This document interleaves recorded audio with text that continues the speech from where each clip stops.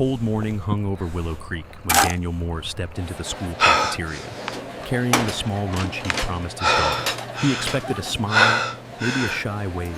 Instead, he froze. 8-year-old Lily Moore was on her knees, quietly picking food off the tile floor, while 3 older boys laughed above her.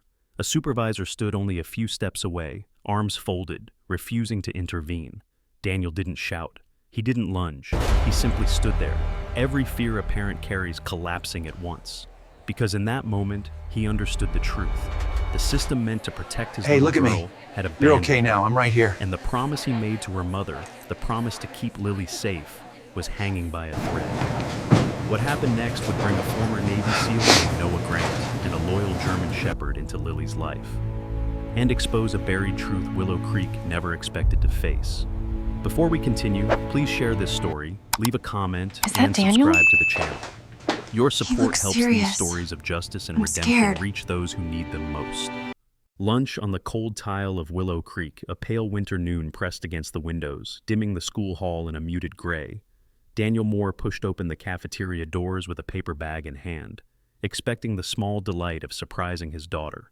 At 39, Daniel carried the worn look of a single father who had learned to smile even when life carved lines at the corners of his eyes. His sandy brown hair showed premature streaks of gray, and his frame, once athletic, had grown lean from long hours at the hardware store and longer nights spent worrying. He was gentle by nature, the sort of man who apologized when bumped into, and who never raised his voice unless it was to keep someone else safe. But nothing in his gentle world prepared him for what he saw. Lily Moore, only 8 years old, knelt on the cafeteria floor. Her small shoulders trembled beneath her powder blue cardigan, and her long chestnut hair fell forward like a curtain as she reached for a crushed sandwich, fingers shaking. Her little pink lunch tray lay upside down beside her, streaked with milk. A bruise hid under her left sleeve, faint but unmistakable. 3 boys stood encircling her. The tallest, Blake Turner, was 11, lanky with a mop of unruly blonde hair and freckles spattered across his nose. His grin stretched wide, too wide for his narrow face, and carried the cruel sharpness of a child who had learned early that no one would stop him. Beside him was Ryan Keller, short, heavy-set, dark-haired, his eyes flicking nervously as though afraid to be caught, yet too afraid to step away. The third boy, Evan Briggs, thin as a reed with dark, watchful eyes, smirked but said nothing, the kind of follower who smiled at cruelty because it helped him disappear. The only adult nearby, a cafeteria monitor named Mrs. Helen Rourke, stood stiffly beside a table. She was a woman in her late 50s, with tightly curled silver hair and the tired posture of someone who had survived too many years on her feet. Her face was unreadable, but the way she looked past Lily made it clear. She had seen this before, and would pretend she hadn't. Daniel froze. For a moment his breath simply vanished, stolen by a pain so sharp it felt physical. His hands clenched around the lunch bag. A string inside him pulled taut, a mix of anger, helplessness, and guilt that hollowed him from the inside out. "Lily," his voice cracked. She flinched before looking up, her brown eyes wide, shining with the shame no child should ever have to carry. She tried to smile, but her lips wobbled. "Dad, they do this every day. I didn't know what else to do." The whisper shredded him. Daniel knelt, gathering the food with trembling hands. The floor was cold beneath his knees, but colder still was the realization that this wasn't new. His daughter had been fighting a quiet war, and he had somehow missed every sign. Blake snorted. "Look, her daddy has to clean up for her." Daniel looked up sharply. Blake's mockery didn't frighten him. What terrified him was knowing that the adults Lily had trusted had allowed this to root deep, to grow bold. Mrs. Rourke finally turned, her pale eyes skimming the scene without landing anywhere meaningful. "Children will be children, Mr. Moore," she said, but her voice wavered. Her stance remained rigid. A woman scared, of conflict, of consequences, perhaps of the parents behind boys like Blake. Daniel swallowed his rage. Shouting would solve nothing. It never had. He helped Lily stand, brushing crumbs from her knees, trying to steady his breath so she wouldn't hear the shaking in it. "It's all right, sweetheart. I'm here now." But he knew that wasn't enough. Parents weren't meant to fail at the simple act of keeping their children safe. Yet somehow, he had. As he walked Lily toward the exit, the cafeteria noise fading behind them, Guilt gnawed at him. He had reported bullying twice. Both times the school had waved him off with practiced smiles and phrases like "kids adjust" or "give it time." Time had solved nothing. Time had carved fear into Lily's posture. Outside, the winter air bit into their skin. Lily clutched his sleeve, shoulders still trembling. "Dad, please don't make them madder." The words stunned him. His daughter wasn't afraid of the bullies. She was afraid of retaliation, afraid of hope, afraid things could get worse. Daniel tightened his arm around her. He felt painfully small against the world closing in on her. But a memory rose, of a man he barely knew but could not forget. 2 houses down, a new neighbor had moved in 3 months earlier. A tall man, broad-shouldered, moving with the measured caution of someone who lived with old pain. He had dark hair marked with silver at the temples, a square jaw, and neatly trimmed beard. His eyes, deep brown, held something heavy yet steady, the kind of gaze that had assessed danger before and didn't fear it. People whispered that Noah Grant was a former Navy SEAL, though Noah never confirmed it. He spent his mornings repairing his fence or shoveling snow with a quiet efficiency, and his evenings walking a large German shepherd named Ranger, a powerful 5-year-old dog with black and tan fur and amber eyes that scanned every shadow. Ranger wore a harness stamped "Service Dog, Do Not Pet," and even the neighborhood kids sensed he was no ordinary pet. Daniel had always meant to introduce himself properly, but Noah spoke little, nodded instead of greeting, carried an air of solitude shaped by something deep and old. Trauma, perhaps, or loss. Still, every rumor reached the same conclusion. If you needed protection, Noah Grant was a man who understood how to give it. Now, with Lily trembling beside him and fear creeping into his bones, Daniel felt the quiet certainty of desperation. He could no longer trust the school. He could no longer wait. He could no longer pretend time would fix this. There was someone who might listen, someone who might help, someone built to stand where others stepped back. Daniel Moore decided that tonight, before fear swallowed them whole, he would knock on Noah Grant's door and pray the rumors were true. The soldier with old scars, night settled over Willow Creek in a soft blue hush as Daniel and Lily walked up the shoveled path to Noah Grant's porch. A faint cone of warm light spilled from the porch lamp, cutting through the cold. Daniel hesitated for a heartbeat, feeling Lily's small hand gripping his sleeve. She was still shaken from the afternoon, still carrying the trembling silence of a child who had learned to brace herself for hurt. He knocked. The door opened with a low creak, revealing Noah Grant standing tall in the frame. At 40, Noah had the hardened look of a man who had lived several lives in one. His dark brown hair, streaked lightly with silver, brushed the tops of his ears. A trimmed beard shaped his angular jaw, and his eyes, deep, dark, and steady, held a quiet vigilance. His broad shoulders filled out the navy winter coat he always wore, the coat that hung just to his thighs like an old friend. The faint stiffness in his left knee showed in the way he shifted his weight, a silent echo of whatever had happened overseas. Beside him, Ranger stepped forward. The German shepherd's muscles rippled beneath his black and tan coat, his amber eyes alert yet gentle as they landed on Lily. At 5 years old, Ranger carried himself with professional focus, moving like a creature trained to read danger in the smallest gesture. Noah's voice came low, even, almost too steady. "Come in." The house was modest, warm, uncluttered. The walls were lined with shelves of old books and framed maps. A wooden table held a single mug and a half-finished repair project, likely something mechanical given the scattered tools. Lily sat on the edge of the couch, fingers twisting nervously. Ranger approached, slow and deliberate, pausing just in front of her. When she lifted her eyes, he dipped his head and rested it lightly on her knee. Lily's breath caught, the tension easing from her shoulders. Daniel watched the transformation, the first moment of calm she'd had in weeks, and felt something in him break. Noah remained standing, hands tucked loosely into the pockets of his coat. "Tell me what happened," he said. Daniel explained everything he had seen, the boys, the cafeteria floor, the woman who stood by. As he spoke, anger cracked through his words, mixed with shame. He described the repeated reports he'd filed, the indifferent responses, the hollow reassurances. Noah didn't interrupt. He didn't frown, didn't shake his head. He simply listened, his face unreadable. Years of controlled emotion had carved stillness into his features. When Daniel finished, silence settled between them. Lily wiped her eyes. Noah lowered himself to one knee, ignoring the way his left leg resisted. At eye level with Lily, his voice softened. "Do you want to be safe, Lily?" She nodded once, small and hesitant. Ranger pressed closer, letting her fingers curl into the warm fur beneath his collar. Noah held her gaze.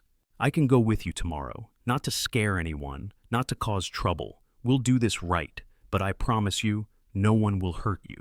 Something flickered behind his eyes, an old memory, maybe a child he couldn't protect once, or a moment on some distant battlefield that still haunted him. The ghosts never left a soldier unscarred. Daniel exhaled shakily. "Noah, I don't know how to thank you." "You don't need to." Noah stood again, slow and steady. "People step in when others can't. That's how it's supposed to work." A gentle knock interrupted them. Daniel turned. At the door stood Mrs. Anna Wade, their next-door neighbor. She was a slim woman in her early 60s, with iron-gray hair pulled into a soft bun, her cheeks lined but kind. Wrapped in a burgundy shawl, she looked worried, her pale blue eyes darting between the three inside. "Daniel, I saw Lily crying earlier." She stepped in hesitantly. "Is everything all right?" Mrs. Wade had lived through her own quiet tragedies, her husband's sudden passing, a daughter who moved states away and seldom called. Those losses had made her deeply empathetic, always attentive to the smallest tremble in a child's voice. Daniel explained only enough for her to understand. Her lips pressed into a thin line. "That school should be ashamed," she muttered. Noah watched her, with a respectful nod, offering nothing further. Mrs. Wade reached out to Lily. "You're safe now, sweetheart. You hear me? Safe." The girl nodded and wiped her nose. Noah cleared his throat softly. "We should rest," he said. "Tomorrow will be long." Daniel gathered Lily's coat. Before they left, Ranger walked them to the door, sitting tall like a silent sentry. Noah leaned a shoulder against the doorway. 7:30, he said. "I'll be in the parking lot." Daniel felt a surge of relief, fragile but real. "We'll be there." As they stepped back into the cold night, Lily looked up at her father, a small ember of hope rekindling in her eyes. For the first time since the bullying began, she believed tomorrow might not hurt. And Daniel, who had been drowning in helplessness, believed they had found the ally they needed. A man shaped by war, guided by quiet honor, still willing to stand for a child who was not his own. The morning they never forgot, a brittle sun clung to the horizon as morning frost coated the school parking lot in a glassy sheen. Daniel stepped out of the truck first, adjusting the collar of his worn jacket while trying to steady the nerves he'd carried through a restless night. Lily followed, clutching her backpack to her chest. Her cheeks were pink from the cold, but fear still lingered in the way she held her shoulders. Then Noah Grant emerged from the passenger side. He moved with controlled precision, his tall frame wrapped in the navy winter coat that brushed the tops of his legs. The stiffness in his left knee showed more clearly in the cold, but he never faltered. His dark brow furrowed against the morning glare, giving his face a sharp, resolute look. He walked like a man who had set aside pain long ago and simply learned to operate around it. Ranger leaped down lightly from the truck bed, landing with silent power. The German shepherd's black and tan coat glistened in the pale sunlight, and the service dog, "Do Not Pet" patch stood out starkly against his harness. His amber eyes scanned the parking lot in sweeping arcs. Every movement, every rustle, every shifting shadow fell under his instinctive evaluation. Students began arriving in small clusters, laughter rising, backpacks bouncing. But the laughter thinned when they noticed the trio approaching the entrance. Conversations slowed, eyes widened. Whispers hummed like bees in a frantic nest. Noah didn't react. He kept walking, hands relaxed at his sides, gaze forward but aware of every direction at once. The calm he carried had weight, like a tide that demanded respect without force. Near the bike rack, a teacher dropped her cup of iced coffee. She was a young woman named Ms. Sarah Whitfield, slender and sharp-featured, with long auburn hair pulled into a high ponytail. Freckles dotted her pale skin, and she had expressive gray eyes that usually softened when she smiled. Today, though, they flickered between curiosity and caution. Sarah cared about her students, too much, some would say, and had a reputation for defending them even when it angered higher authorities. But months of watching the administration mishandle incidents had worn her spirit thin. She swallowed when Ranger's gaze brushed past her. "My God," she whispered, "he really is a service dog." And then she saw Noah properly, the scar near his temple, the stiffness in his step, the posture of someone trained to remain a shield, even when no one asked him to. Students continued to gather, some stepping aside instinctively as Noah passed through their midst. Lily shrank closer to Daniel, but Noah slowed just enough that she felt sheltered by his presence, not overshadowed. They reached the front steps. The three boys from the day before, Blake Turner, Ryan Keller, and Evan Briggs, were there already. Blake slouched against the railings with forced bravado, his blonde hair falling into his eyes. Ryan shifted his weight anxiously, his round face tight with uncertainty. Evan stared at the ground, hoping invisibility might still be an option.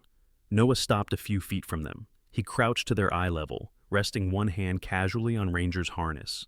His voice, when he spoke, was low and steady. "Everyone here has the right to feel safe. You understand?" Blake opened his mouth, but Ranger lifted his head, just a fraction. Not a sound, not a growl, but the message was unmistakable. The boy's bravado crumbled like wet plaster. He stepped back until his shoulders hit the railing. Ryan and Evan followed without a word. Noah rose, his expression unreadable. Behind him, a group of sixth graders whispered loudly, "That's Lily's protector." Someone said he was in the military. "My brother told me he rescued people overseas." Rumor traveled through the hallways like wind through brittle leaves. But something else traveled with it: courage. By mid-morning, as Daniel waited in the office for the short meeting with the school counselor, Lily found herself approached by three students from different grades. A shy girl with braided hair and dark circles under her eyes said quietly, "Blake pushed me last week. I didn't tell anyone." A boy with a chipped front tooth whispered that Ryan had stolen his lunch 3 times. Another claimed Evan copied homework, threatening anyone who resisted. Their voices trembled, as if telling the truth for the first time hurt more than the bullying itself. "Why didn't you tell someone?" Lily asked softly. They all gave the same answer in different words. "No one listens. They don't believe us. They say it's normal." When Sarah Whitfield witnessed the gathering of children around Lily, something in her tightened. She approached slowly. Her eyes glistened with the weight of guilt. A teacher who had once tried to intervene months before, but had been reprimanded by the vice principal for overstepping authority. She knelt beside Lily. "Are you all right, sweetheart?" Lily glanced at the hallway, where Noah waited with Ranger and Daniel. "Yes, I think today is different." Sarah looked at the group of students beside her. "It will be," she said quietly. "I should have said something earlier. I'm sorry." Her apology carried the ache of a person who had chosen silence once and regretted it every day after. Meanwhile, in the main office, Daniel met the assistant principal, Mr. Timothy Hale, a tall man in his early 50s with thinning brown hair and a narrow face. His tight smile never reached his tired hazel eyes. He wore a wrinkled gray suit and carried a clipboard with unnecessary formality. Years of bureaucratic pressure had shaped him into a man more afraid of conflict than wrongdoing. "Mr. Moore," Hale began, voice overly smooth, "everything that happened yesterday is—" Noah stepped into the doorway before he finished. Hale froze. Noah didn't glare. He didn't raise his voice. He simply existed in a way that shifted the room's balance. "Mr. Moore won't be speaking alone," Noah said. And Hale, for the first time, looked unsure of what authority he even had. Outside, Ranger waited patiently. Still, watchful. For Lily, this morning marked the first moment she felt the world tilting back toward fairness. A small change, but one strong enough to break the silence so many had lived in. And Willow Creek Elementary, whether ready or not, would never move the same way again. The truth buried underneath, the afternoon sky sagged low over Willow Creek Elementary, a flat stretch of gray that pressed against the roofline as if urging the truth to surface. A faint wind scraped across the empty playground, rattling the swings like someone tugged them from an unseen world. Inside, Noah Grant walked the hallway with Ranger at his heel, each footstep deliberate. His gait carried the restrained patience of a man trained to sift chaos from shadows. The silence around him was heavier than gunmetal. He did not believe for a moment that Lily's suffering had begun with 3 careless boys.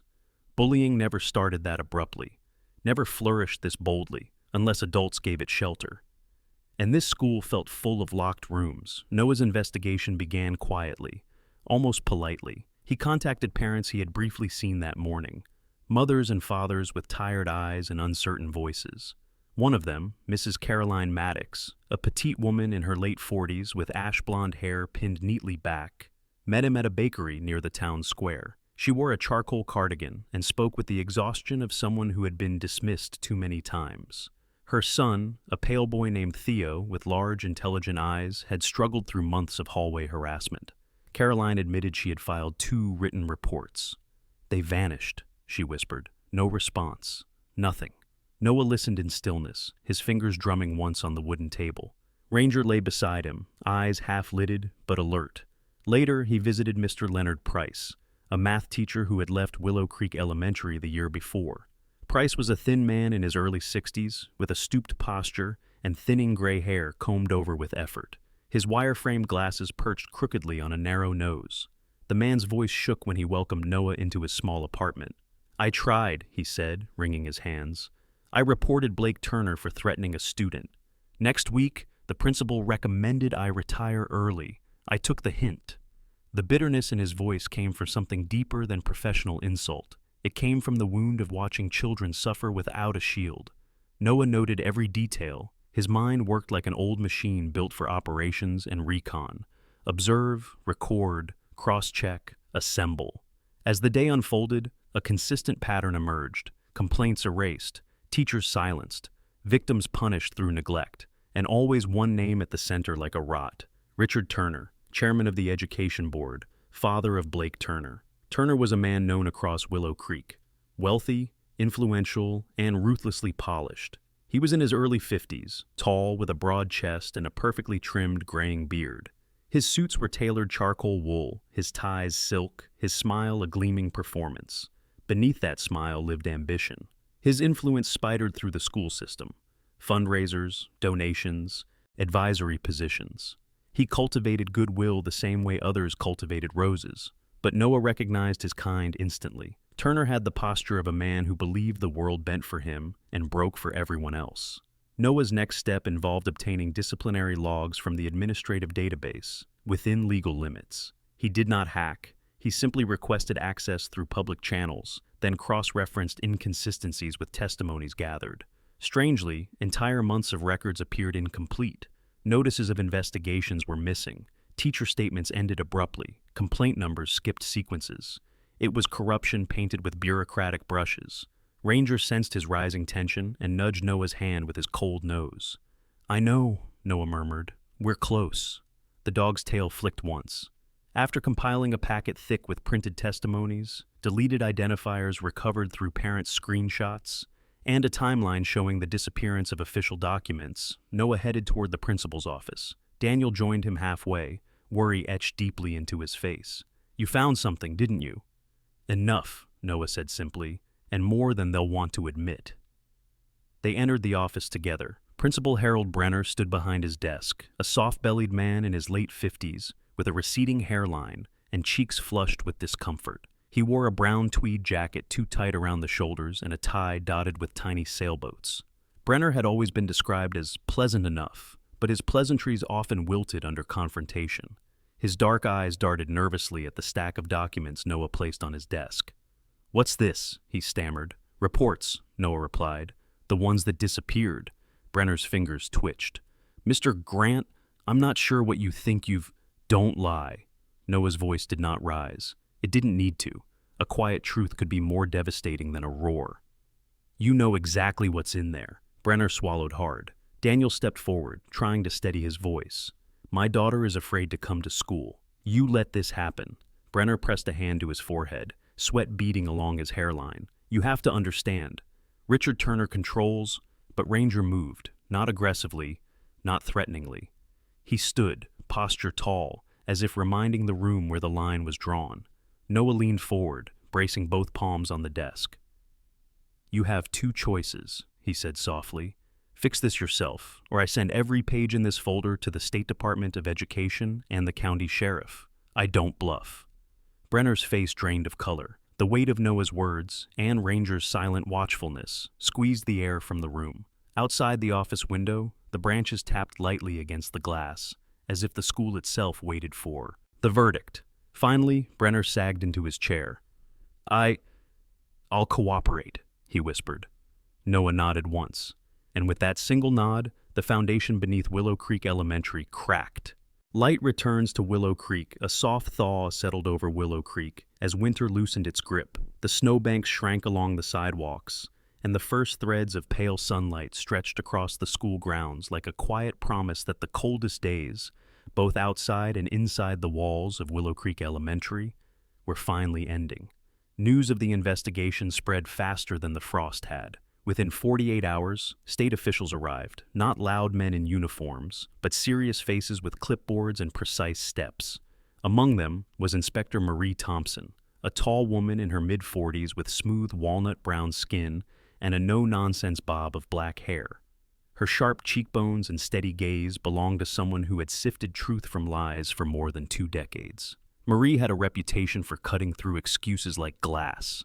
The staff whispered about her as she walked the corridors in her long, camel-toned coat and low-heeled boots.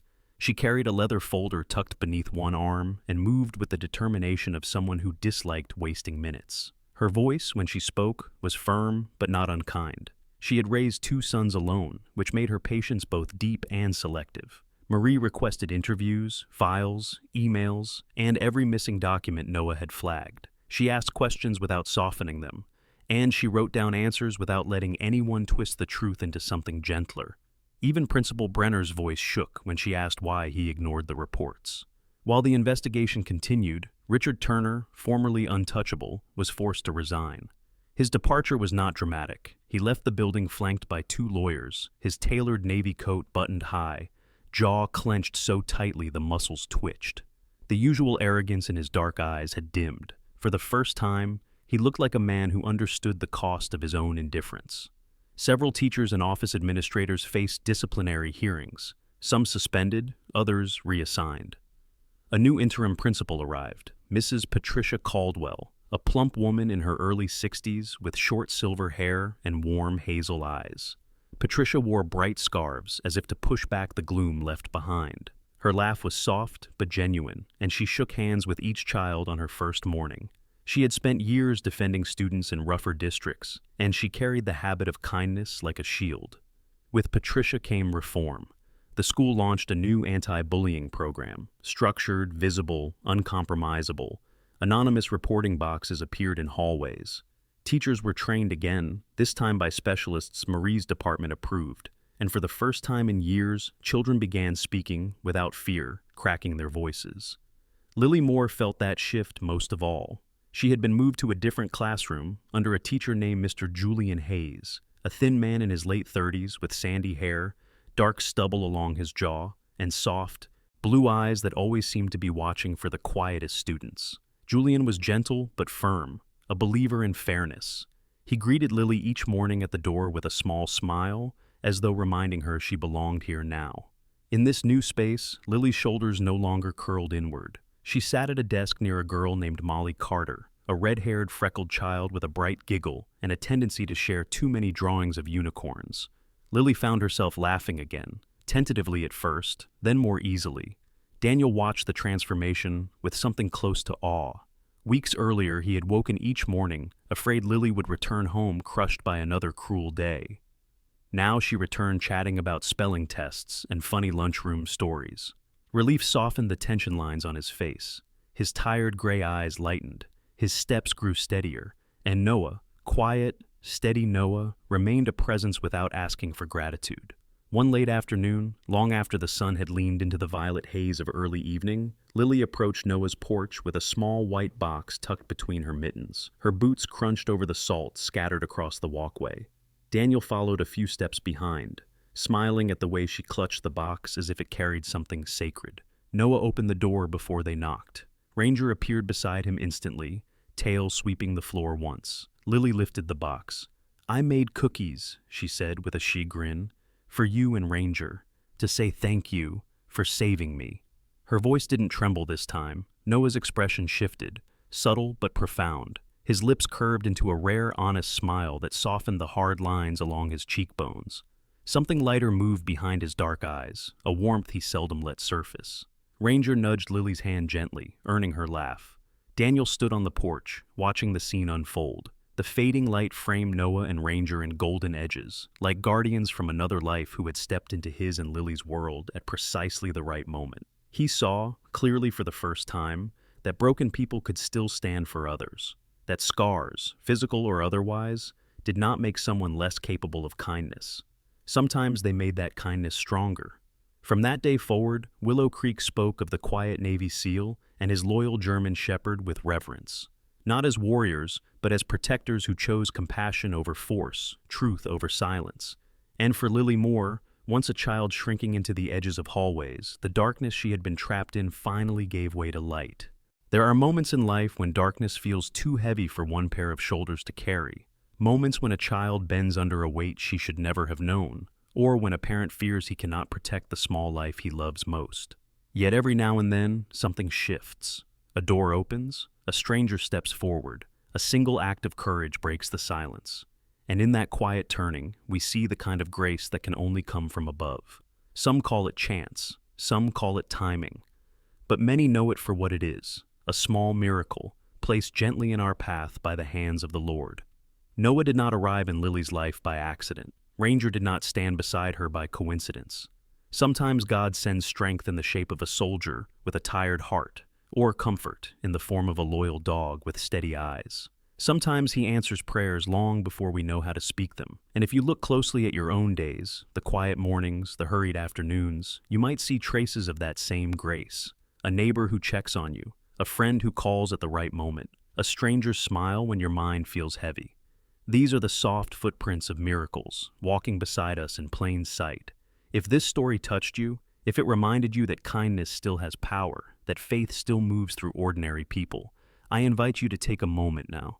Share this story with someone who needs to remember hope.